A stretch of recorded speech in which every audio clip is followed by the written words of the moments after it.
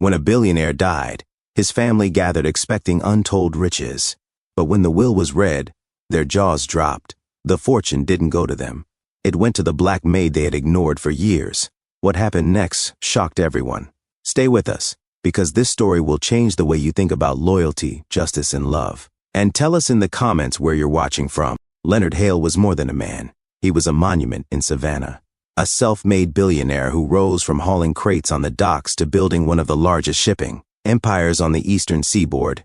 His name was etched into marble walls and university scholarships alike. To the city, he was power. To his children, he was an inheritance waiting to be claimed. Now he was gone. On the morning of his funeral, the magnolia trees outside the Hale estate swayed heavy, with Spanish moss, as though even the branches bowed under the weight of his absence. Inside, the marble halls gleamed under chandeliers, but the atmosphere wasn't grief, it was calculation. The family gathered in the drawing room after the burial. Evelyn Hale Graham, the eldest, carried herself with the polished air of someone who had sat on too many charity boards. Her husband, Richard, wore a strategist's smile, the kind that promised support but concealed ambition. Thomas Hale, Leonard's son, tanned from constant travel, tapped his foot restlessly, the scent of expensive cologne clinging to him. And in the back, almost unnoticed, sat Ruth Ellis. Dressed in a plain coat, she held her purse close, her hands worn from years of work. To them, she was just the caretaker.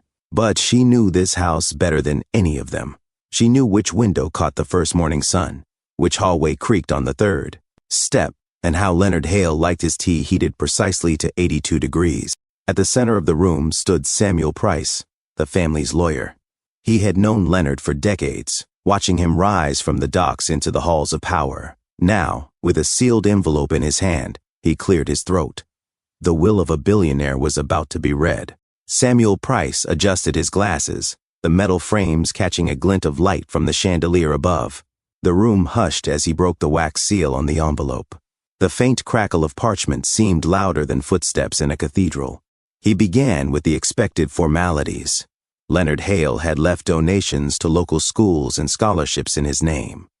A few symbolic legacies were designated to old business partners. They were respectable gestures, tokens of a man whose wealth stretched across continents. But everyone in the room knew these were crumbs compared to the empire he left behind. Evelyn Hale Graham sat forward, her pearl necklace perfectly aligned across her collarbone. She listened with feigned patience, though her eyes flicked sharply toward the stack of papers Samuel held. Her husband, Richard, leaned back in his chair, jotting quiet calculations in a slim notebook. Thomas Hale, sun-bronzed and restless, shifted in his seat, his shirt collar open as if he were already bored of the prelude. And in the far corner, Ruth Ellis remained silent. Her hands pressed against her purse, steady but tense. She was the only one who wasn't waiting for numbers or percentages. She was waiting for something else entirely, though even she couldn't name it.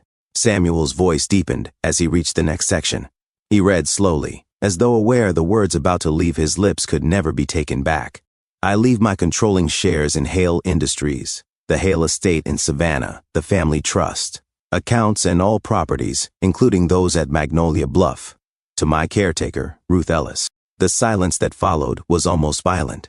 For a moment, the grand chandelier above seemed to stop its sway, the air itself caught between disbelief and outrage. Evelyn's face drained of color. Her jaw locked tight as though clenching her teeth could undo the sentence. Thomas gave a short, incredulous laugh, clapping his hands once as if the lawyer had performed a magic trick gone wrong. Richard's pen stilled on the paper, his polished smile thin to a blade. Ruth sat frozen. She didn't move, didn't speak. Her heart pounded against her ribs, but her eyes stayed low, as if refusing to meet the storm already rising around her. This is absurd, Thomas snapped, pushing his chair back. His voice cracked with disbelief. My father would never leave everything to the help. This is a fraud, a trick. Evelyn's voice sliced through his outburst, low but firm. Read it again. Samuel didn't blink. He lowered his gaze to the page and read it once more, word for word, his tone steady, final, unshakable. The words hung in the air like a gavel striking the bench. Samuel Price set the will aside and lifted a small wooden box from his briefcase. He opened it carefully, revealing a recorder Leonard Hale had used in his later years. The lawyer placed it on the polished table, connected it to a small speaker, and adjusted the volume. "Mrs. Ellis," he said gently, "this message was recorded for you." Mr. Hale insisted it be heard before the final letter. Ruth Ellis pressed her purse closer to her chest. Her eyes lingered on the recorder, her heart caught between dread and longing. For years she had known Leonard's voice in life. Gruff, commanding, softened only in rare private moments. Now, that voice would reach her from beyond the grave. She nodded. Samuel pressed play. The room filled with a low hiss, then a voice, aged, tired, but unmistakably firm.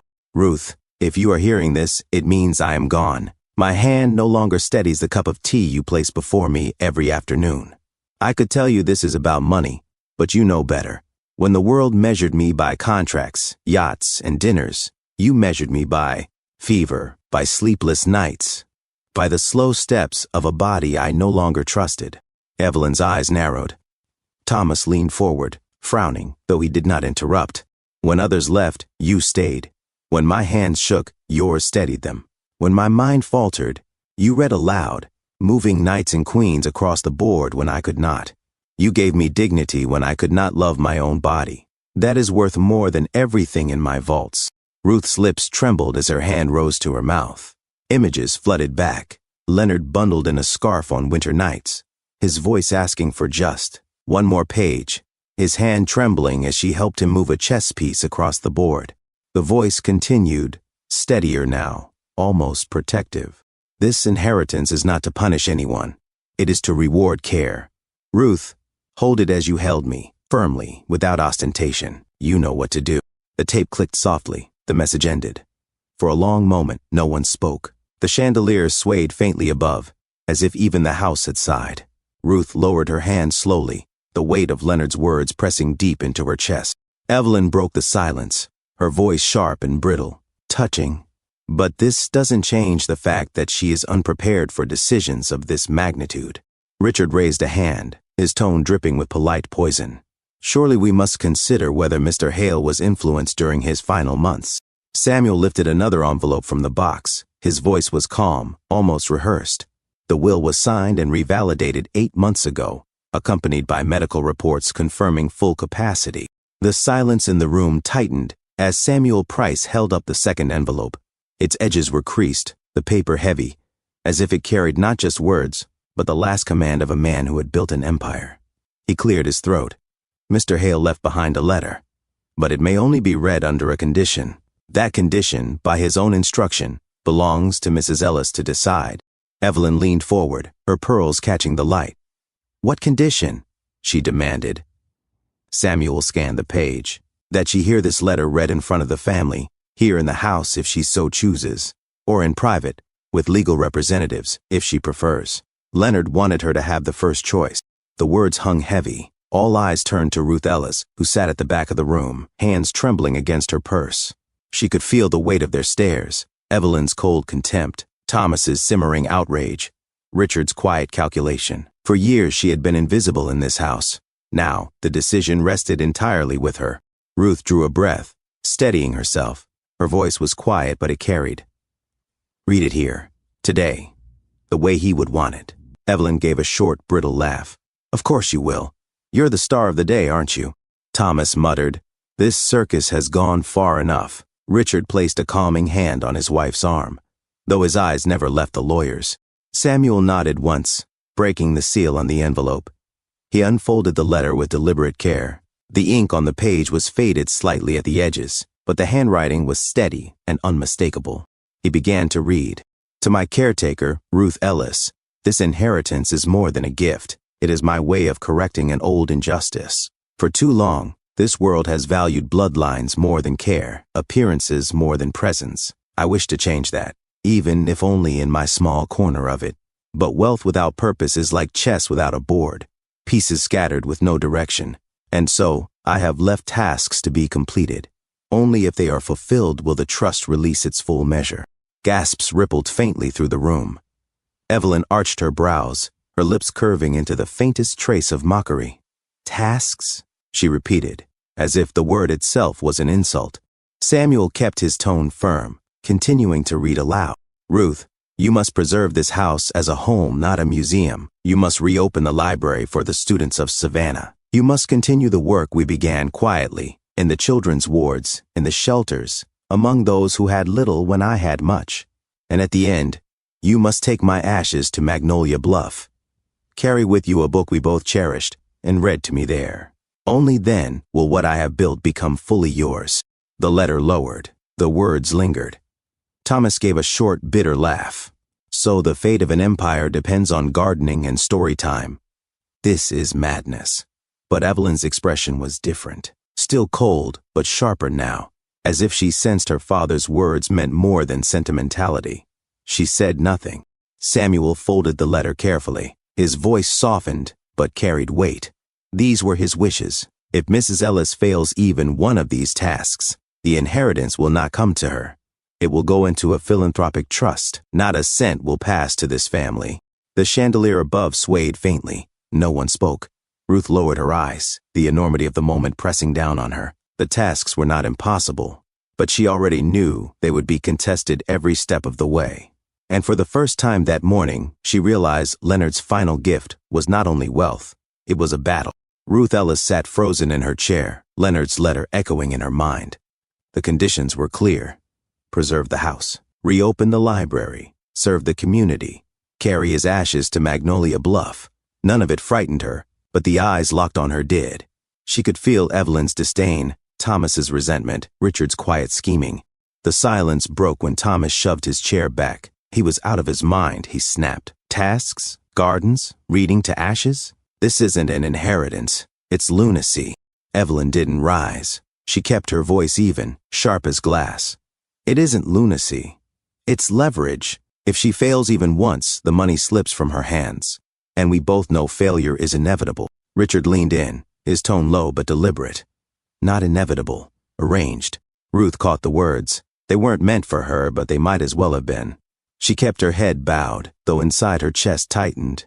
Leonard's fortune was not just a gift. It had placed her in the crosshairs of his own blood. Samuel Price folded the letter and set it aside. Mrs. Ellis, he said, you have until the end of the week to formally accept these conditions. If you do, the timeline begins immediately. Ruth nodded once. I'll accept. Her voice was calm, steady, but her hands tightened around her purse. She understood now what Leonard had truly left her. Not only wealth, not only tasks, but a war disguised as a will. Ruth Ellis began her work with the discipline of someone who had spent a lifetime serving others. Leonard's letter was no longer just words on paper. It was a compass. She copied each task into a notebook, leaving blank spaces beside them to mark her progress. The mansion felt colder than ever, but the list gave her direction, something no glare from Evelyn or sneer from Thomas could take away. The library was her first step. When she opened the heavy doors, dust rose in clouds, and the silence pressed like a tomb. For years, the shelves had been locked away, a symbol of privilege no child outside the family had touched. Now, she polished the tables, unlatched the windows, and stacked books where eager hands could find them.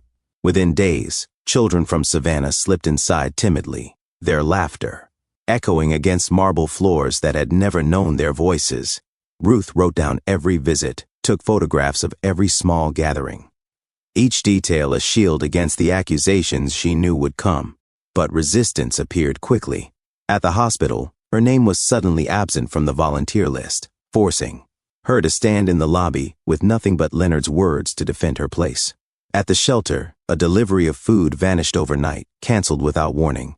Even in the garden, as she knelt to trim the roses Leonard had once admired, she felt the weight of unseen eyes at the windows. These weren't oversights. They were obstacles, placed carefully in her path. Ruth recognized the hand behind them.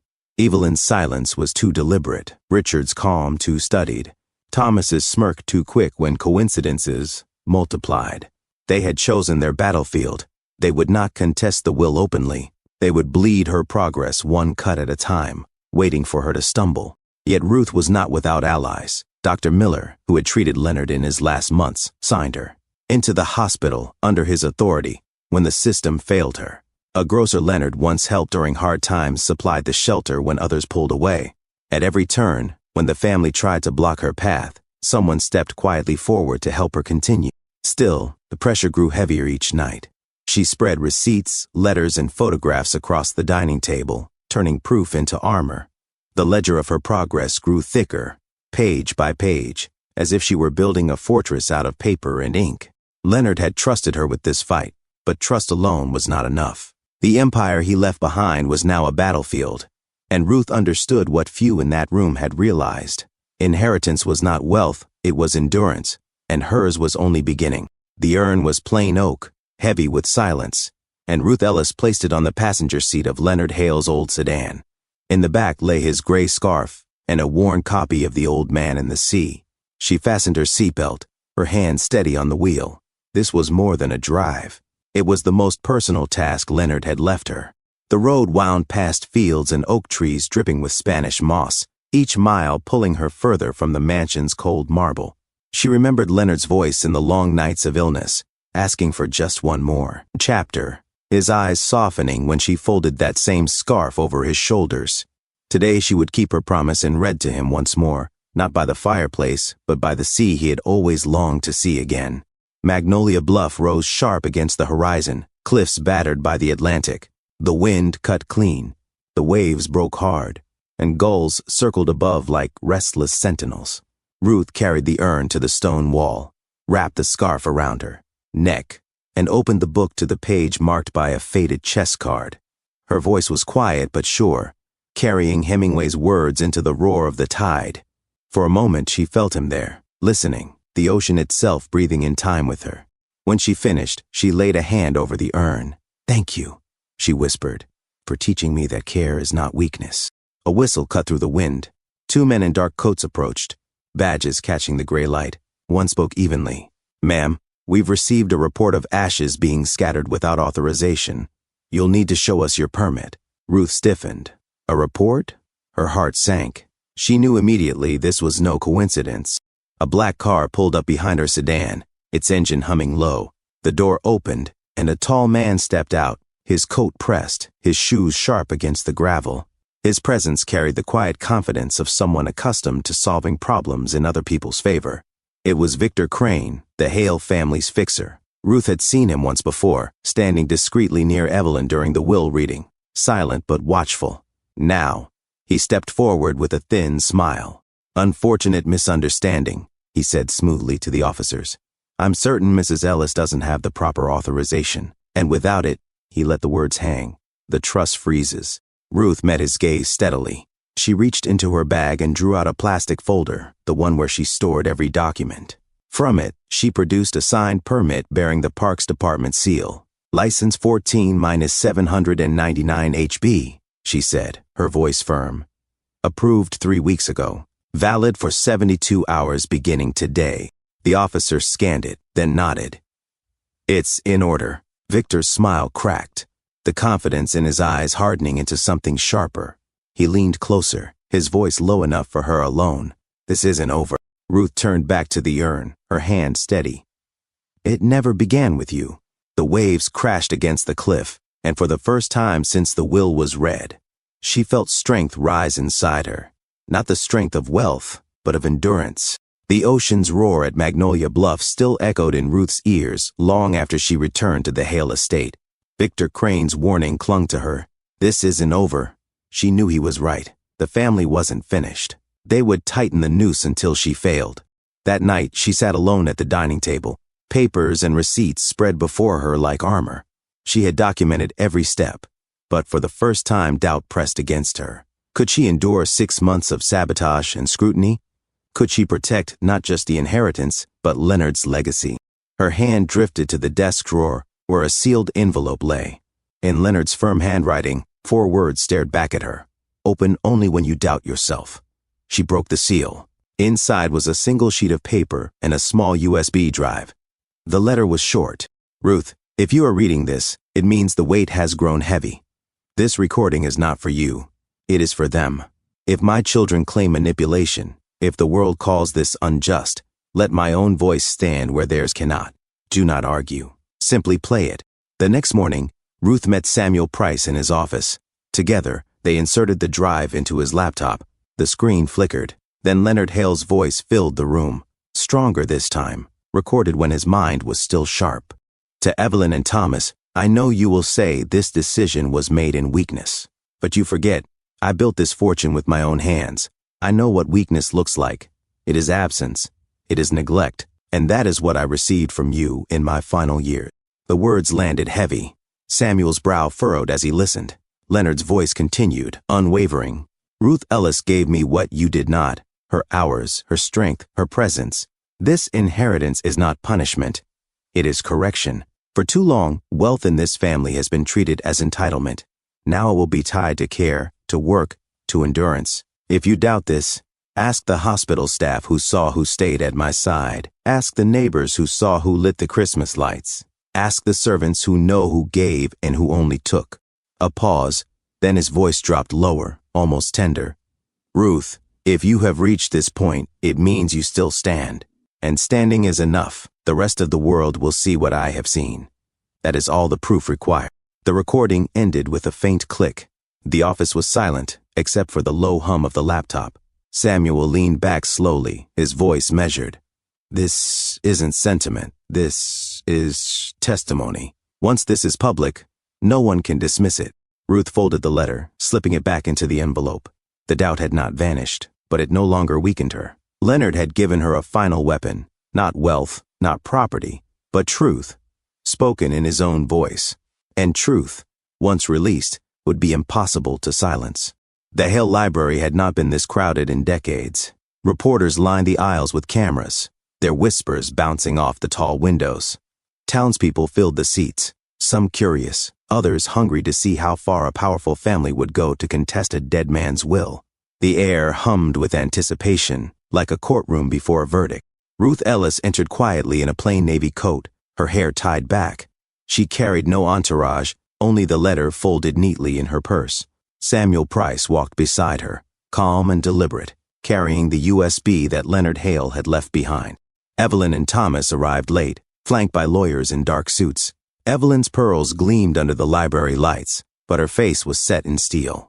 Thomas's jaw worked restlessly, his eyes darting at the cameras with thinly veiled irritation. Near the back, Victor Crane leaned against a pillar, his hands in his pockets, watching with the patience of a man waiting for a chance to strike. Samuel stepped to the podium, his voice carried easily across the room. At Mr. Hale's request, this message will be heard in full. These are his words, recorded in his final year, meant for his children and meant for you. He pressed play. The room filled with Leonard Hale's voice, firmer than expected, sharpened by clarity. As the recording played, gasps rippled through the crowd. Cameras clicked rapidly. Evelyn's face did not move, but her fingers curled tightly around the edge of her chair. Thomas looked down, his jaw stiffening. Once the recording clicked off, silence fell, heavy, unshakable. Samuel looked up from the podium. The will stands as written. The trust transfers immediately. Reporters burst into questions. The townspeople whispered among themselves. Evelyn rose first, her heels striking hard against the marble as she left. Thomas followed, muttering under his breath. Victor Crane lingered at the back, his gaze locked on Ruth as though trying to read the code written on her face. Then he too slipped away. Ruth did not answer a single question. She walked to the tall windows of the library, the same windows she had polished in silence for years. Outside, the gardens stretched in winter light, and in the reflection of the glass she could almost see Leonard in his chair, scarf over his shoulders, nodding toward the chessboard. The empire he built was no longer theirs. It was hers, and for the first time, the Hale estate felt like a home. The fallout was immediate. By evening, headlines blazed across every screen. Billionaire's fortune leaves heirs empty-handed. Maid becomes sole beneficiary. Evelyn Crane tried to frame the will as a mistake, a moment of weakness, but the public had already heard Leonard's voice. No court challenge could erase the power of those words. Thomas Hale disappeared behind shuttered blinds, his lawyers spinning excuses to an indifferent press. Meanwhile, Ruth Ellis returned to the estate through the very gates she once entered in uniform. Neighbors watched as the same woman who had walked home with grocery bags now unlocked the great iron doors with keys that bore her name. She did not boast, nor call attention. She simply walked the halls in silence, her steps measured, her breathing steady. as if reacquainting herself with a house that had always known her. Samuel Price stood at her side. "He wanted this for you," he said quietly. "Not the marble, not the title, but the dignity." Ruth's hand lingered on the banister she had polished for decades. For the first time, she touched it not as a servant, but as its keeper. "And dignity," she answered softly, "is what I'll give back to it." The estate was no longer a monument to wealth, nor a cage for heirs who mistook presence for power. It had become a living testament to one man's final truth, that love, loyalty, and presence were worth more than any fortune. And so, when the winter sun broke fully over the Hale estate, the town saw, not just new ownership, but a new legacy rising from within its walls. This story leaves us with one question. Who in your life, like Ruth, has stood by you when everyone else walked away? Share your stories in the comments below. If Ruth's story moved you, don't just scroll away. Share it and let someone know today that their presence matters. Thank you for watching, and we'll see you in the next story.